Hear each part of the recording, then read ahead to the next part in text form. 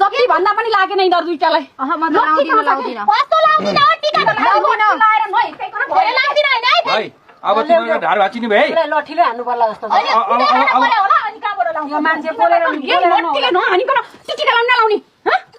लाउ अब त यहाँ ठोक्छन् ठोक्छन् ल ल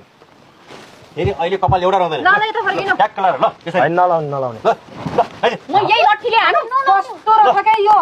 अटेरी यो भेडो यसको आसमा एक दिइहाल्नु न अरूले चुप गरेर बस्न नलाउने यता फर्केर टिका होइन नलाउने म नलाउने भनेको छु है सरी भनेको छु मैले नलाउने किन हो र आजदेखि म तिमीलाई बहिनी माने भनि खै त बोलेको ल ताली बजा आजदेखि मैले तिमीलाई बहिनी माने भन्नी ल आजदेखि मैले तिमीलाई बहिनी माने ओ तिमीले पनि आजदेखि म तिमीलाई दाइ माने भन्नी भन्नी ल मानिसके ल हैन आजदेखि म तिमीलाई दाइ माने भन्नी टिका लगाएपछि भनिरहनु पर्छ र मानिसके पर्छ माने भने दाइ माने दाइ भन्दिउ नि फेरि मिठो ल दाइ यो मलाई के पारे अहिले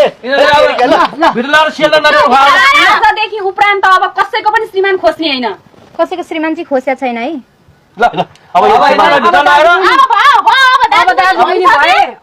अब केही पनि भन्नु पनि पर्दैन अब यति पवित्र नाता भयो भइसक्यो अब अब केही पनि छैन यहाँ